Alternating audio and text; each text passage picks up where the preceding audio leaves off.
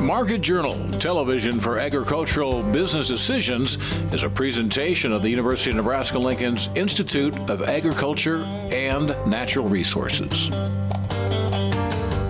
Promotional support is provided by the Nebraska Farmer Magazine.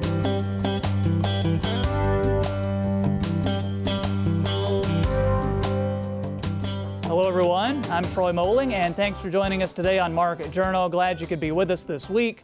Lots to talk about, so let's jump right in. Beginning the broadcast, last week the beef cattle industry was shaken by another disruption. This time it involved a cyber attack on leading meatpacker JBS.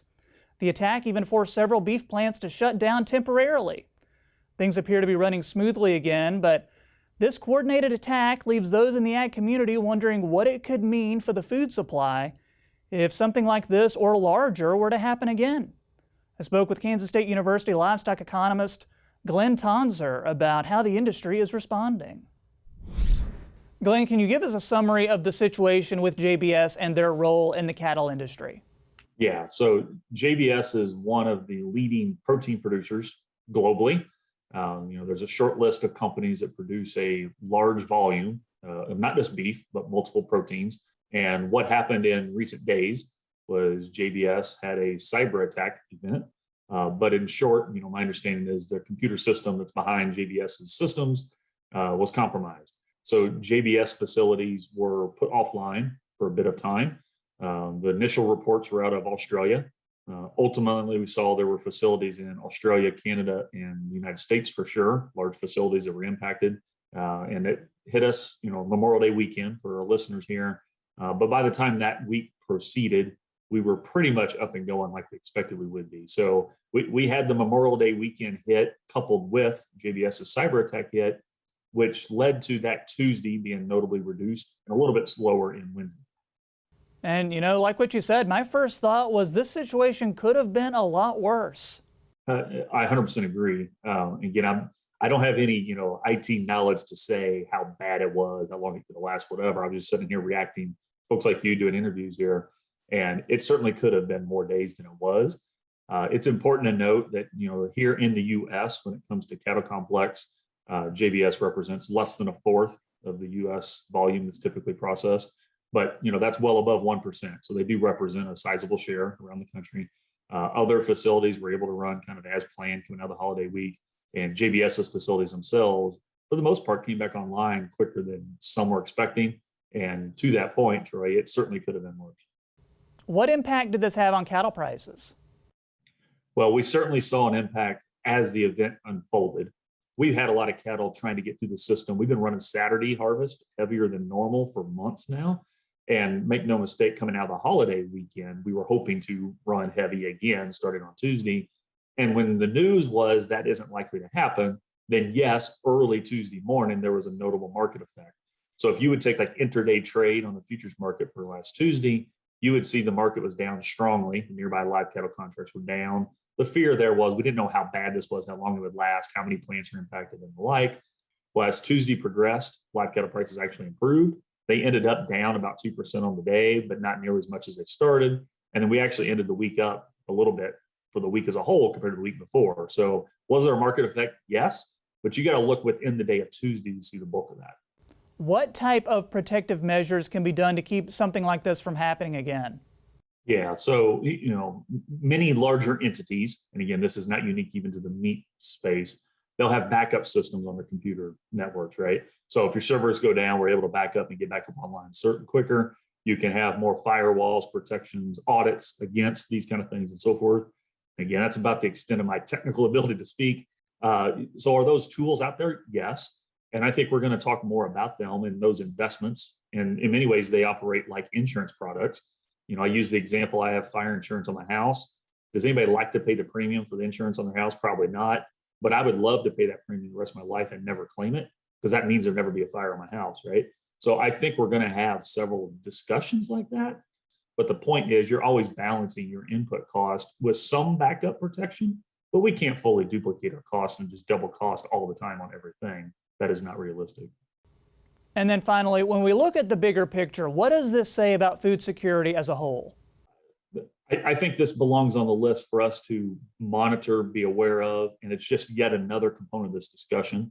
So Troy, I've been using the analogy in other discussions, even before the cyber attack, that our food production system, and I'm most keenly aware with meat and livestock production, so we'll keep it here, is like a Rubik's Cube.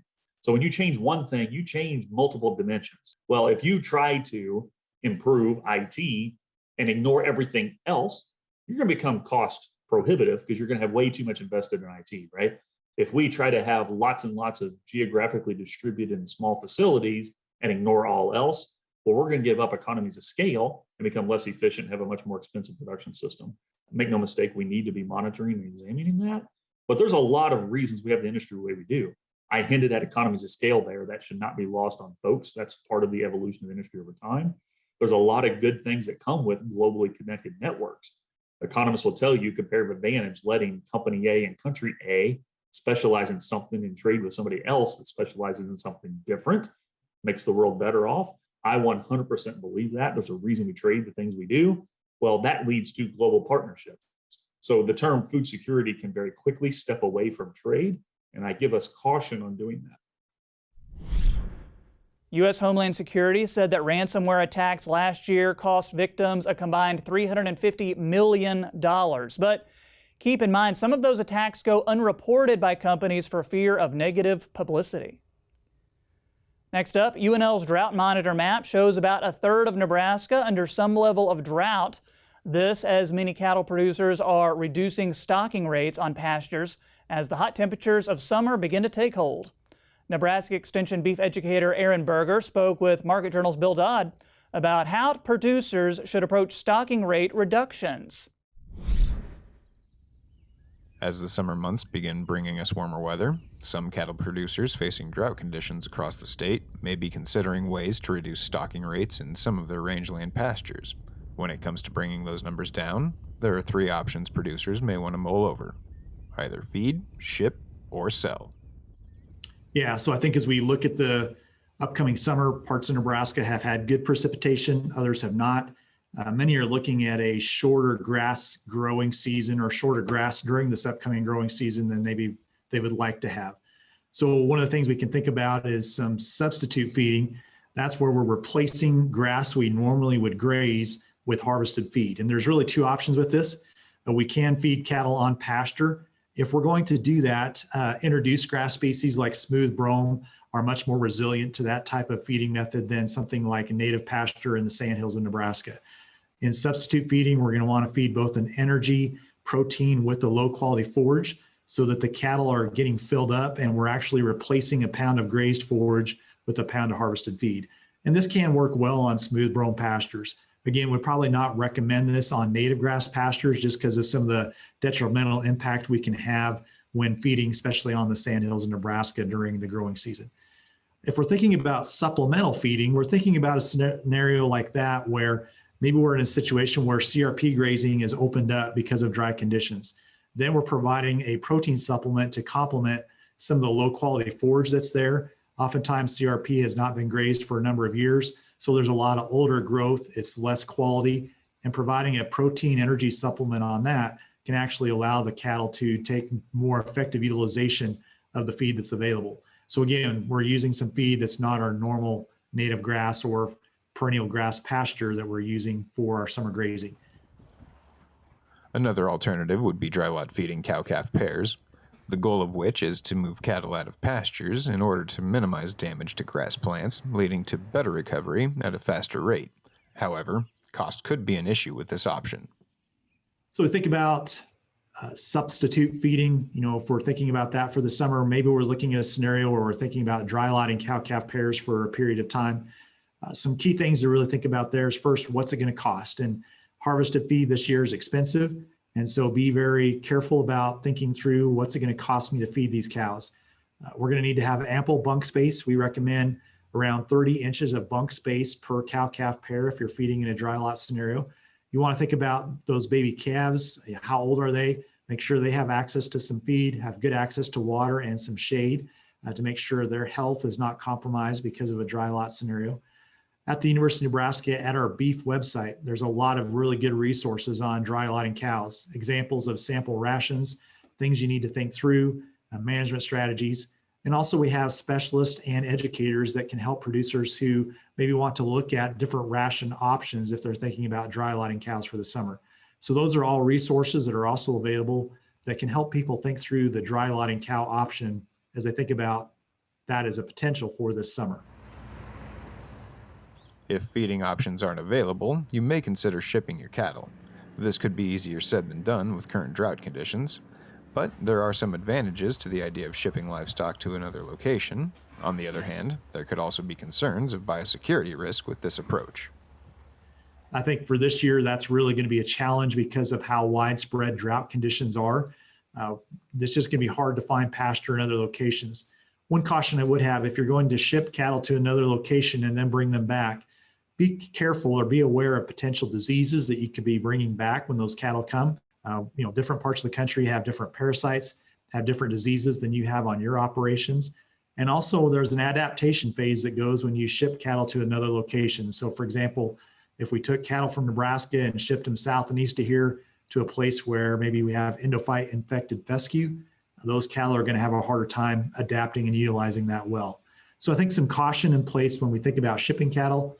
Typically young cattle handle that new environment better than older mature cows do, and cow-calf pairs. Your final option would be selling. There are several variables for producers to review in order to make the most lucrative decision when it comes to which cattle to sell and which to retain. The other thing we might want to think about is what cattle do we need to sell? And this gets to be a challenging situation, I think, in terms of if you've got a cow herd, which do we keep, which do we sell? I think thinking about what's your business plan, where do you want the operation to go, is important to think through. Hopefully the drought breaks in a year or two, and also we see cattle prices improve. And so if that should occur, you want to think about what classes of cattle do I have today that are going to most allow me to be in a position to take advantage of that going forward. And in my mind, that would be young females right now, replacement heifers, 2 and 3-year-olds, and even heifer calves at side right now on a cow. And so those would be ones I'd be thinking about, how do we want to maintain or maybe position myself to have those so that when the drought breaks, I can then take advantage of the expected increased calf prices that we have when selling calves. As temperatures continue to climb this summer, these could be your best options for reducing stocking rates. Keeping these things in mind could help you maintain flexibility and take advantage of what could be better prices on the horizon once these drought conditions finally taper off. Reporting for Market Journal, I'm Bill Dodd. Thanks, Bill. Back in March, Nebraska Extension held 5 webinars on the topic of drought management that may answer many questions you have. They're available at beef.unl.edu and also on the Market Journal website. Moving on to markets now, and according to the latest crop progress report from the USDA, Nebraska's corn crop is rated 84% good to excellent. That's 12 points better than the nation's corn crop as a whole. In soybeans, Nebraska producers planted 98% of the crop with early condition ratings at 86% good to excellent. But top of mind for farmers is how persisting drought, there's that word again, and how those conditions will impact crops in the coming weeks. I spoke with DTN's Todd Hultman on Wednesday to get a closer look at the numbers and what he's watching moving forward. Well, this was the first week we had crop ratings for both corn and soybeans. And, my only hesitation on these crop ratings is that they're still so early in the year. In a lot of the places, the plants are still very young. There's not a lot to assess. So I think we're just getting kind of a general appearance type rating, and in that regard, both corn and soybeans are doing well. A look a little farther down on the crop progress report, and the numbers I'm most interested now this time of year are the topsoil and subsoil moisture levels, and those are what have me concerned about the year ahead because we've got a very dry northern and western corn belt shaping up early this year. And glad you mentioned drought. We're going to talk all about that in a minute. First off, though, wanted to talk to you about wheat because you have written a lot about wheat for DTN lately. What have you been following in that market? Well, there's a couple things going on. Of course, we have the winter wheat crop being just starting harvest in Texas, and we're going to be getting into fuller swing here not too long. That crop's actually done pretty well. We've had some beneficial rains the past month, and the crop ratings come up a bit. The other wheat market that's gotten the most attention lately is the spring wheat crop grown in the northern plains. And that's where we have very extreme to exceptional drought conditions. We just got a little bit of beneficial rain here yesterday in the western Dakotas. I say yesterday, meaning Tuesday of this week. That might help out a little bit, but we still have a pretty dire situation when it comes to the moisture levels that crop needs to really fully develop. Yeah, what are some of the marketing opportunities in wheat right now that you can recommend with all this being said? Yeah, Troy, wheat is a difficult crop to market, and a lot of producers have told me, they've given me their stories about, wow, we had this great wheat crop, we were just a week away from harvest, and then we got hit by hail or some strong windstorm or something and lost a lot of our crop. And so we're very reluctant to make forward sale recommendations when it comes to wheat. It's hard to go more than, say, 25%, and we've done that in the case of winter wheat. In the case of spring wheat, when you're sitting in a drought situation, it's almost impossible to want to make forward sales because you don't want to obligate yourself to production that you might not have in the year. So it's very tough to do anything early, and it's just a matter usually of having a little patience after harvest, trying to get a better pricing opportunity, and that usually happens in the winter following the season, to be honest. When we look at corn, what has been moving the market there this week? Is it still all about the weather? Yes and no. It's primarily about weather and the dry conditions that I mentioned in the western and northern corn belt. But we also have a very strong demand situation in corn. We had in late April, early May, a very strong surge of bullish commercial demand for cash corn, and that's backed off a bit. I think some of the demand needs have been satisfied. But overall, Troy, the demand clues continue to remain very strong. We're seeing very strong bull spreads in the July-September spread months, which indicate strong commercial demand. We're also seeing the corn basis stay very strong this year. Our DTN National Corn Index is about 11 cents above the futures price on the board, and that's just something that we haven't seen for about 8 years. So it's a very strong combination of tighter corn supplies than usual and very active demand. And speaking of tight supplies, how concerned should we be about drought taking down those soybean numbers even more? Big time. I just don't think the market is fully recognizing the risk in new crop soybeans yet.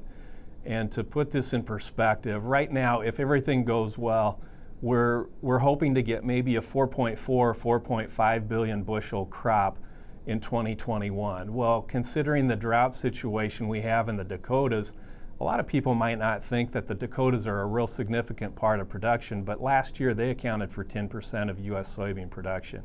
We cannot sacrifice 10% of the crop this year. And by the way, the Dakotas aren't the only dry area. I have some very serious concerns about northern Iowa and southern Minnesota as well as the year progresses. But needless to say, we can't give up 400 or 500 million bushels of soybean production in the year ahead and expect to meet the demand that we have facing in front of us.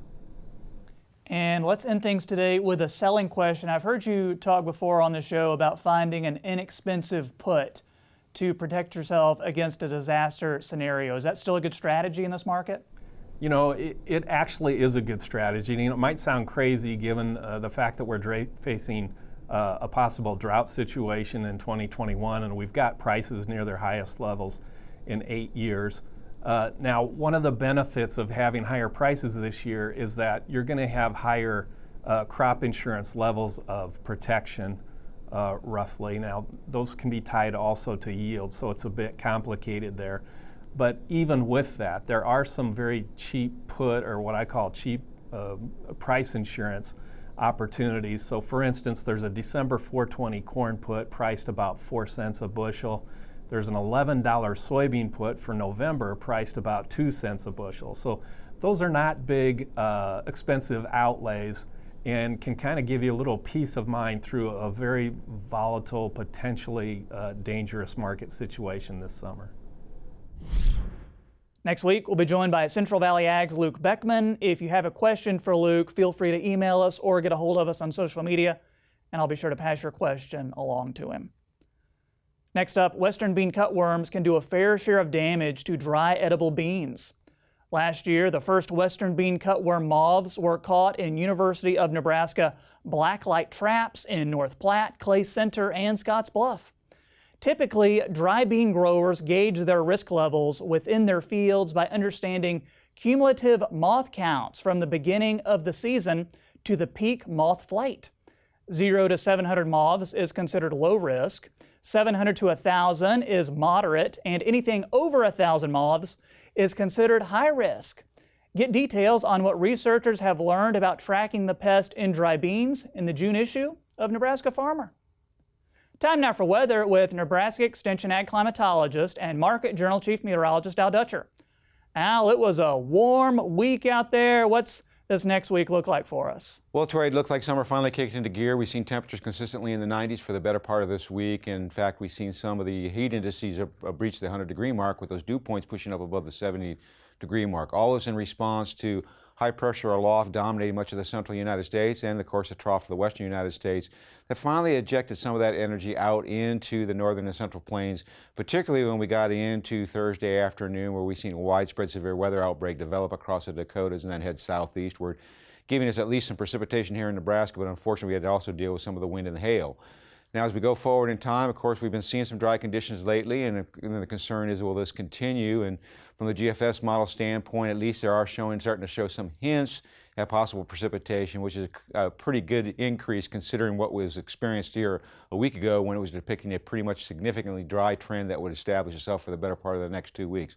So let's go look at the upper air models and see what we have in store. And as we look at the upper air model, here's that high pressure system in place. It's built back up toward the north as that piece of energy that was responsible for the precipitation Thursday night and Friday has now slipped to the Great Lakes. High pressure just off to our east basically will keep us under dry conditions today. We'll start to see a slight rebound in temperatures, warmers to the west, and most of the precipitation, although light, will be scattered through the mid-Mississippi, mid-Ohio River Valley as we go into Sunday. We see that ridge building even farther north, so we're going to be back into the 90s, into the mid-90s, particularly as we get to the northern part of the region where we have a little bit drier air in place. And in terms of precipitation, of course, not much in the way of significant moisture, all of it to the western United States. Now, as we go into Monday, things start to get a little bit more interesting. High pressure tries to start to retrograde a little bit toward the southwest. The trough tries to come into the Pacific Northwest. So we do have high off to our east that will bring some moisture up at the lower levels, and we possibly may see some scattering of shower activity just to our south. And then as we get into the day on Tuesday, that high pressure system builds even farther back to the southwest, also builds farther toward the north. That's going to leave a fairly significant pool of moisture that's going to be sitting down the Gulf Coast region. It's going to try to ride up in the low-level jet. We may see an MCS developing as we go through Tuesday night into Wednesday morning. And then we start to see the ridge trying to build back. At the same time, that trough in the northwestern United States is trying to make its way into the northern Rockies. So with the high pressure just off to our southeast, we do have a little bit of low-level flow that'll be coming to the north, but it looks like most of it'll be intercepted in the mid-Mississippi River Valley. And then as we get into the day on Thursday, that trough piece tries to go over top of the ridge and starts to carve out, say, troughing pattern in the Great Lakes. That's going to allow some cooler air to back into our region, and that may actually generate a focal point for precipitation. So the first wave, we see that precipitation breaking out across the upper Great Lakes, and then we basically see that deepening somewhat as we go through Friday. That's going to push that cold air interaction zone a little bit farther back toward the west, and the potential that we will see some generation of precipitation activity, particularly in the eastern part of the state in the upper Great Lakes region. As we go forward in time, though, that trough to the west will get replaced by another trough, so we probably will be dealing with that as we get to the last 10 days of the month. The 8 to 14-day forecast from CPC indicating above normal temperatures as they expect that high pressure to be in place and not much in the way of any of that troughing action to come in to the region. But the latest model runs are showing that indeed we are starting to see an upper air trough once again rebuild and move its way toward the central and northern plains. In terms of precipitation, lighten up a little bit on the precipitation tendencies for dryness as that trough comes in the Pacific Northwest. So we'll wait and see whether or not we do see that precipitation as we go into next Thursday through the following Tuesday. Thanks, Al. For our final story today, each growing season brings a new set of challenges to control the weeds in your fields. On June 23rd, weed specialists from the University of Nebraska are hosting a weed management field day at the South Central Ag Lab in Clay Center. Extension weed management specialist Amit Jhala is heading up the event and says planting green will be a big topic of discussion this year. Planting green is relatively new word in which growers they can plant their main crops like corn and soybean directly when cover crop is green and actively growing. For example, cereal rye, which is the most commonly grown cover crop in eastern part of the state. So we have a project about terminating cereal rye 2 weeks before planting and then 2 weeks after planting, and then applying pre-emergence herbicide at planting, just to see how the pre-emergence herbicide would interact with green cereal rye and what will be their effect on soil properties. As we get into growing season, Amit says there are reminders regarding your herbicide applications. Particularly for post-emergence application of dicamba-based herbicides like Extendimax, Engenia, and Tavium, you need to make sure you have to apply them before July 1st. Because with this new registration, you cannot really apply those dicamba-based herbicides in dicamba-resistant soybean after July will start. So you have to apply them by the end of June. And make sure you consider all the requirements for applying dicamba-based herbicides, including buffer requirement and wind speed and wind directions and everything. Once again, the field day is on Wednesday, June 23rd. It begins at 8:30 in the morning. Lunch is also going to be provided. The event is free, but you'll need to register online. All the info is right there on the screen and can be found on the Market Journal website as well. That's going to do it for this week's show. If you missed a story, be sure to download the Market Journal mobile app or follow us on social media to join in on the conversation.